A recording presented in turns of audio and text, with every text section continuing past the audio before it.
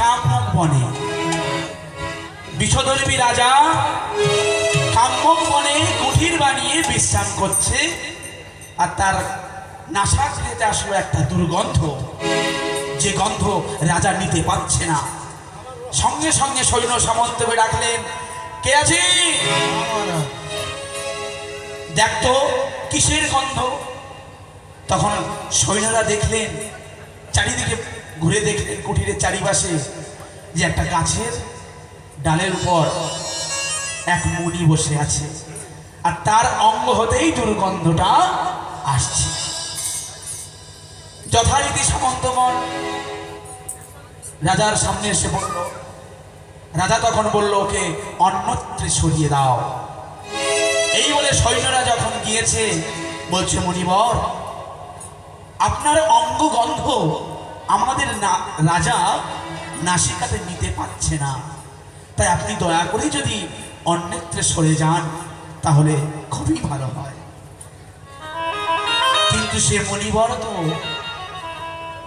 ধ্যানমস্ত হয়ে আছে, এই সৈন্যদের কথা তার কোনো ভ্রুক্ষেপ না। কেন? সে যে আত্মার সঙ্গে পরম আত্মাকে বিলীন করে দিয়েছে। এক মনে একভাবে শুধু ধ্যান করে যাচ্ছে।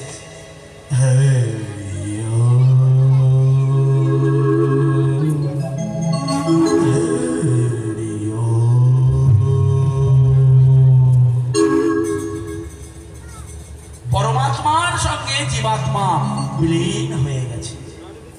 তার কি আর কর্ণে ওই সৈন্যর কথা কর্ণগোচরে যায়, পৌঁছায়? কিন্তু যখন কোনো কিছু হচ্ছে না, রাজার কাছে এসে বললেন, রাজামশাই, সেই মুনিবর যে কোনো ভ্রুক্ষেপই করছে না আমাদের কথা। রাজা বললেন, চলো আমি যাই।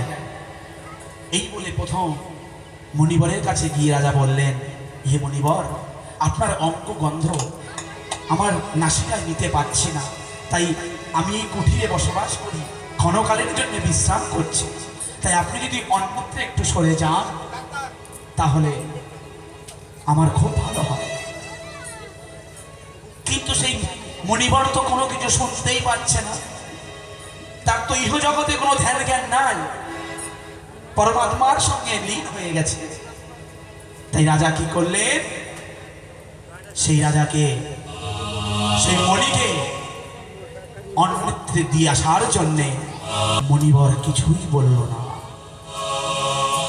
একবার বক্র নয়নে দেখলেন রাজা ঘরে ফিরলেন। রাজা বিষধর্মী ঘরে ফেরার পর কিছুদিন পরে তার হলো শুল বেদনা, ছটফট করছে। কত কবিরাজ, কত কি করলেন টোটকা, কোনো মতেই রাজার শুল বেদনা সারানো যাচ্ছে না। তখন রাজবৈদ্য এসে বললেন, বলছে, আপনার এই শুল বেদনা সেরে যাবে কি করলে? না, মানস সরোবরে যে দুটি হংস আছে, সেই হংসের পিত্ত যদি ভক্ষণ করতে পারেন তাহলে চিরতরের জন্য আপনার এই শুল বেদনা দূরীভূত হয়ে যাবে। সঙ্গে সঙ্গে রাজার সৈন্যরা চলে গেলেন সেই সরোবরে, আর সরোবরে গিয়ে দেখলেন সত্যি তো হংস হংসিনী কত সুন্দর জলে খেলা করছে। তা সৈন্যরা সারাদিন ধরার চেষ্টা করলেন ওই হাঁসটাকে, কিন্তু ধরতে পারলেন না। পরিশেষে কি করলেন? বৈষ্ণবের বেশ ধারণ করলেন, সাধুর বেশ ধারণ করলেন, যাতে সাধুর বেশে হাঁসটিকে ধরতে পারি। তাই এরকম সাদা সাধুও জগতে আছে বাবা, যারা গেরুয়া বসন পরিধান করে আছে কিন্তু নিত্য অসৎ কর্ম লিপ্ত আছে। তাই ওই সৈন্য ছদ্মবেশ ধারণ করলেন, সাধুর বেশ ধরলেন। আর যখন সাধুর বেশ ধরে কিছু খাবার নিয়ে গিয়েছেন, তখন হংস হংসিনীকে বলছে, চলো আমাদের জন্য মনে হয় কিছু খাবার এনেছে, আমরা একটু ভক্ষণ করব। তখন হংস বলছে, হংসিনী তুমি যে ওই খাবারের লোভে যাবে, ওই যে সাধুর বেশ ধরেছে ও যে প্রকৃত সাধু নয়, ও যে সাজা সাধু, আর আমাদেরকে সাধুর বেশে ধরবে বলে ওই গেরুয়া বসন পরিধান করে আসছে আমাদের সামনে, ওই প্রলোভনে যেও না। তখন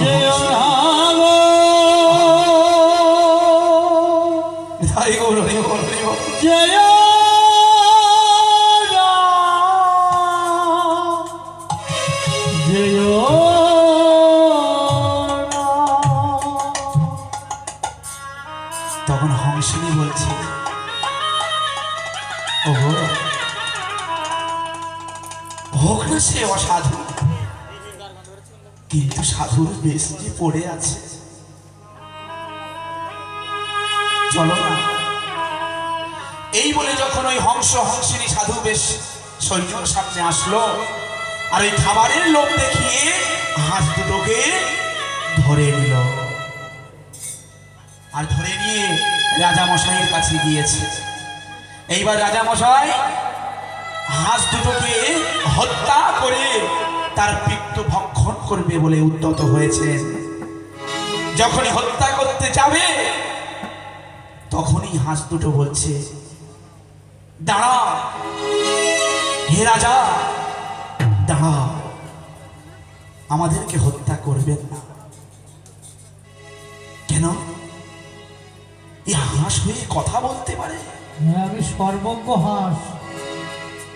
বলছি আমরা সর্বজ্ঞ হাঁস, আমরা সবকিছু বুঝতে পারি। তো রাজা মশাই, আপনার এই শুল বেদনা যদি অন্য কোনো উপায়ে দূরীভূত হয়ে যায়, তাহলে আমাদেরকে মারবেন না তো? রাজা মশাই তখন বলছে, কেন মারবো? তাহলে বলো কোন উপায়ে আমার এই শুল বেদনা দূরীভূত হয়ে যাবে? তখন হংস বললেন, হাঁস বললেন, আপনার ওই সরোবরে পূব দিকে এক মণিবর আছে, সেই মণিবরের পাদদগ্ধ জল যদি পান করতে পারেন, তাহলে আপনার এই শুল বেদনা চিরতরের জন্য দূরীভূত হয়ে যাবে। তখন সেই হাঁসের কথা শুনে রাজা গেলেন সরোবরের পূর্ব দিকে, আর গিয়ে দেখলেন সত্যি তো একটা গাছের ডালে মণিবর বসে আছে। যাই, আমি ওই মণিবরের পাদদগ্ধ জল পান করতে হবে। এই বলে মণিবরের সামনে আসলেন।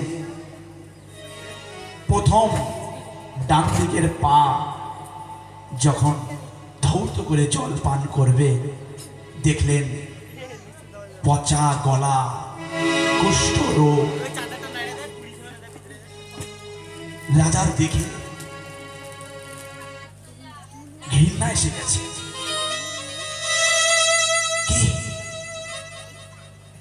মণিবরের চরণ ধোয়া জল খেয়ে আমার পিত্ত রোগ সারবে বুঝতে পেরেছি, কিন্তু এমন ঘা পচা যুক্ত পায়ের জল আমি কেমন করে সেবা করব? না, এই চরণের জলটা আমি গ্রহণ করব না, দেখি অপর একটি চরণ। এই বলে যখন বাঁ দিকের চরণ ধৌত করে জল পান করবেন বলে উদ্যত হয়েছেন, দেখলেন সে পায়েও পোকা কিলবিল কিলবিল করছে, রক্তে পুজে ভরা। রাজা মশাই তখন বলছে, এমন বিশ্রী চরণ, এই চরণের ধৌত করা জল আমি কি করে সেবা করব? তো যাই হোক, হাঁস যখন বলেছে আমি এই চরণ ধৌত করা জল মাথায় করে নিয়ে যাব, বাড়িতে গিয়ে রেখে দেব, যখন জলটা থিতিয়ে যাবে তখন আমি পান করব। ওই যে রাজা মশাই ওই চরণ ধৌত জল এনে রেখে দিয়েছেন বাড়িতে। সেই চরণ ধৌত জল আর খেলেন না। আর তার পত্নীগণ সেই চরণ ধৌত জলের সম্মান রাখতে পান করেছিলেন। আর সঙ্গে সঙ্গে ওই মণিবর, যার দুটি চরণ রক্ত পুঁজে ভরা, সেই মণিবর হচ্ছে কে? অগস্ত্য মণি। সঙ্গে সঙ্গে ছুটে এসেছে রাজ দরবারে, এসে রাজাকে বলছে, হে রাজা, তোমার এত বড় স্পর্ধা, আমার চরণের জল তুমি অপমান করেছ। শোনো, আমি তোমায় অভিশাপ দিচ্ছি, আমার এই চরণ ধৌত জলের অপমান করার জন্য তুমি সর্বকুলে জন্মগ্রহণ করবে।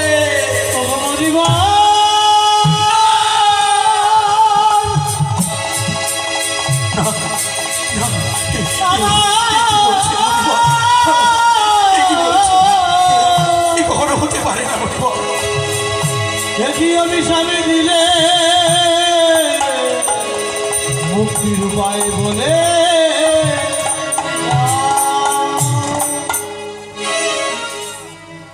হে মণিবর, ইহা তুমি কি অভিশাপ দিলে? ওই সর্বজনীতে আমি জন্মগ্রহণ করব। তো অভিশাপ তখন দেওয়া হয়ে গেছে, আর তো ফিরিয়ে নেওয়া যায় না মা। অভিশাপ ফলবে। মণি ঋষি অভিশাপ কখনো বিফলে যায় না। তাই বলছে, শোনো রাজন, আমার এই চরণ ধৌত জলের যে অপমান করেছ তুমি, তার জন্য তোমার সর্বকুলে জন্ম হবে, আর মুক্তি সেদিনই হবে। আর তোমার স্ত্রী আমার চরণ জলের সম্মান রেখেছে, তাই তোমার স্ত্রীর জন্যেই তুমি একদিন মুক্তি পাবে এই অভিশাপ থেকে। আর যে চরণের জল মাথায় করে তুমি ঘরে এনেছো, একদিন সেই মাথার উপরে ভগবান শ্রীকৃষ্ণের নৃত্য হবে। নিধাই গৌর হরি বল, হরি বল। কি অপরূপ লীলা। তাই আজ দ্বাদশ রাখালকে নিয়ে ভগবান খেলছেন সেই কালিন্দীর তীরে। খেলিতে বিনোদ খেলা হলো সমসভা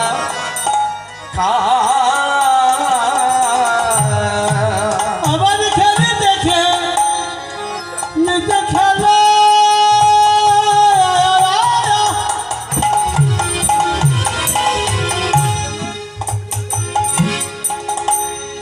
হলো সমসভা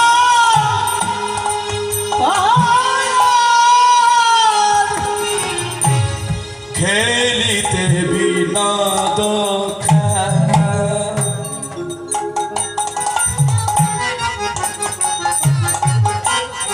হলো সমসভা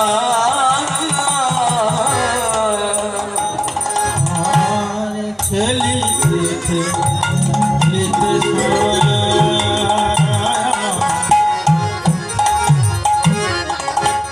হলো রে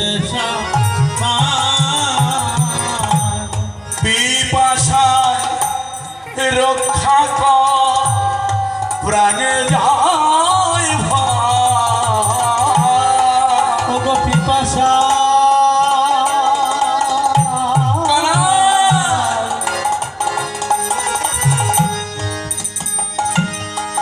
ওরে কানাই রে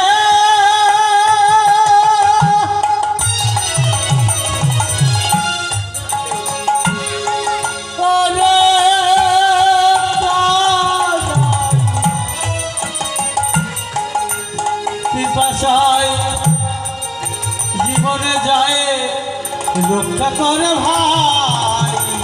বল কোথা গেলে জল খেতে পাবো, কোথা গেলে জল খেতে পাবো, কোথা গেলে জল খেতে পাবো, কোথা গেলে জল খেতে পাবো।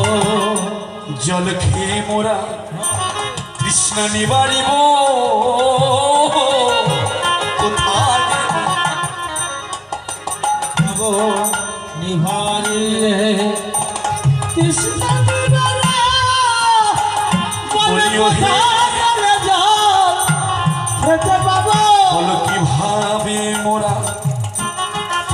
নিবারিব বলিও হে আমার প্রাণের কানা বলিও হে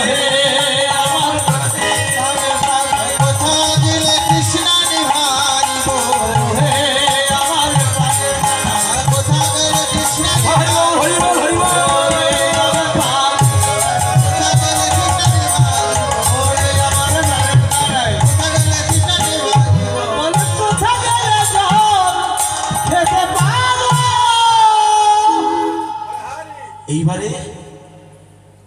এইভাবে খেলতে খেলতে সংযুক্ত হয়ে কানাইকে বলছে, ভাই রে কোথায় গেলে আমরা জল পান করব, আমরা যে তৃষ্ণায় আর থাকতে পাচ্ছি না। তখন ভগবান মনে মনে চিন্তা করলেন, তাই কি বলছে, সুযোগ বুঝিয়া তব শ্যাম বিনোদিয়া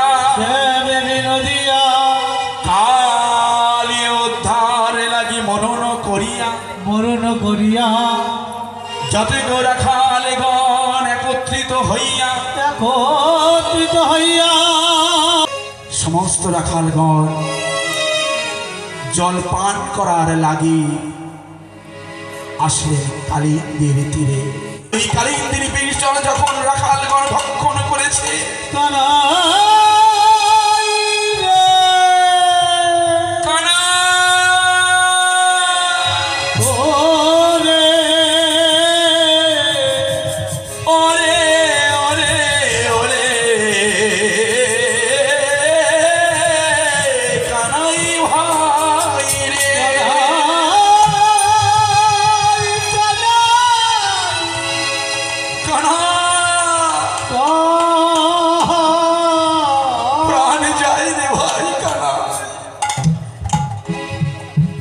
ওই কালিন্দির জল, ওই বিষ জল যখন ভক্ষণ করেছে, সঙ্গে সঙ্গে বিষের সর্ব অঙ্গ জ্বলে গেছে, মৃত্যু যন্ত্রণায় ছটফট ছটফট করছে।